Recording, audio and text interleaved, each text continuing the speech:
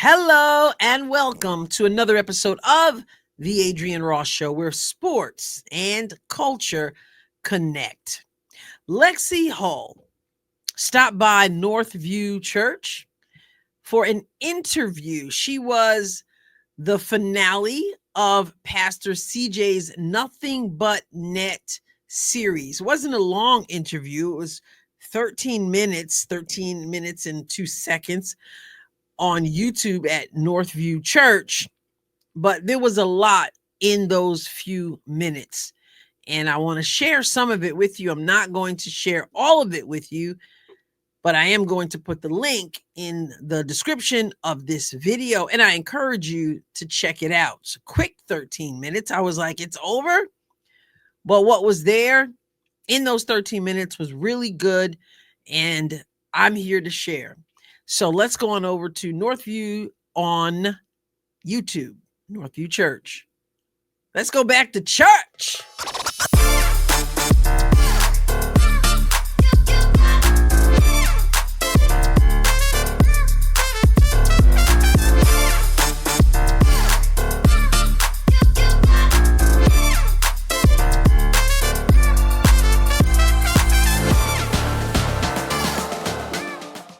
In this particular portion, I'm going to show you first, we're going to get an idea of what things were like for Lexie Hull coming out of Stanford, going into the Indiana Fever environment, what that was like at the beginning of her career. It's been a journey. I think that's a really just perfect word for it. Being at Stanford, being there for 4 years, my best 4 years, I would say, of my life. Wouldn't trade it for anything. Coming here, first time being away from family, first time playing basketball without my twin sister. So that in itself was the transition. And then also first year, my rookie year, we won 5 games, lost more games than I'd have in my entire life. So then you add in being alone with losses. It was really challenging. Playing in multiple places, had 2 different head coaches. That whole year was just like, what am I doing? Like, this is not that fun. She's just keeping it real. Not only was it out of the familiar with her sister, having such a wonderful time at Stanford, but then, man, you're losing games. Now, some people are used to losing. So it's like, okay, it's par for the course. But when you are used to winning and you lose more games in a professional team than you've lost in your entire life in your first season, like that's rough for real. So yeah, she started to wonder what's up. But like she said, it's a journey.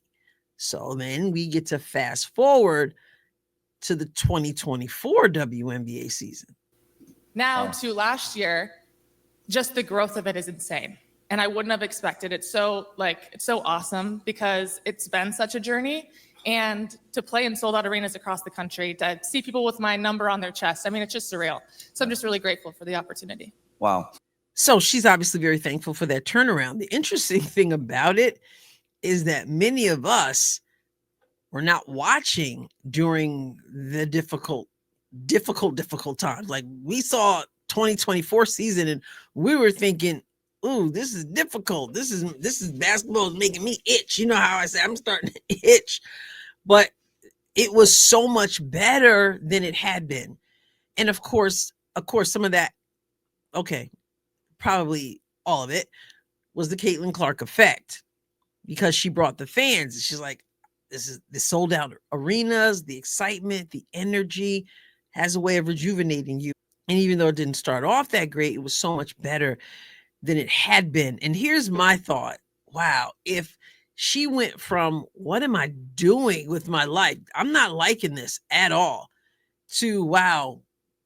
Fast forward to 2024 and look where we are. Look what we've managed to do.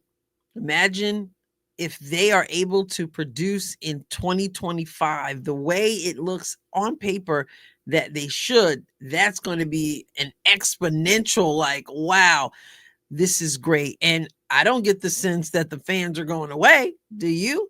So we know scheduling conflict, right?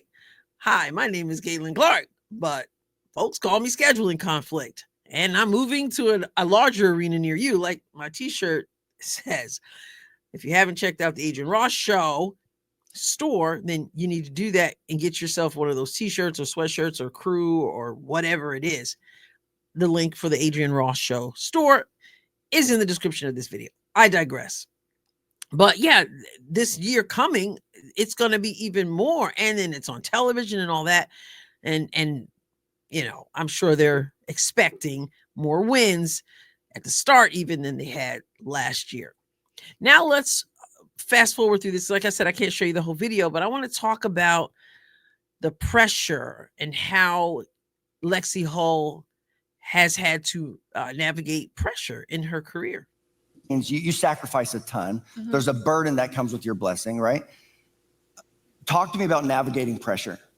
It's a big part of the game. And I think, you know, when you're playing early on, you can say that work ethic will get you everything that you want. And there's very much truth to that. But then there's also a piece when you get to this level that mental toughness is an even bigger piece because you have people from everywhere commenting on your success and your failures and whether you belong, whether you don't. And so I think you have to believe that you are enough, and you are loved, and everything that you do, your sport doesn't define you. And I think that's so much wisdom in what she's saying, the mental toughness. We look at them and we go, they're athletes. Look at how strong they are. Look at how they're going up and down the court. Look at, oh my goodness, look how much bigger her arms are getting now. Look how much she's able to shoot from this, you know, the corner. If you're Lexie, like the corner shot, or if you're Caitlin, the logo 3, or how in the world does she manage to do a bounce pass almost full court? Like we look at those external things about strength and dealing with the pressure of the game. And yet she's talking about the mental toughness. We know, we should know anyway, we've heard, but sometimes we forget that there is a mental toughness required, especially when you're in the spotlight. And like she said, you've got to come to the point where you realize that basketball doesn't define who I am. It's a part of who I am, but if I lose a game, it's not the end all be all to my life. If the fans boo me one day, it's not the end all be all. And it does take mental strength to do that. And it also takes faith. Faith helps. And so she's in the right place there. Something that you learn as you get into this job is that the season will go up and down, and just to maintain strong, and everything works out exactly how it should. And you have patience in that process, in that journey. And I think that's just something that, you know, as a rookie, you just want to go in and you want to do really, really well. And that's not that easy. And it's a big jump in the level of the play and level of the game. And I think you just have to keep putting in the work and keep working hard. And eventually, you know, things work out exactly how they were supposed to. So just trusting that process. Yeah. And the fact that Yeah, I stopped it for a second, but I wanted to start it again to hear the applause from the people, because it's about perseverance and trusting the process, and that it'll work out. When you do your part, it'll work out the way it's supposed to work out.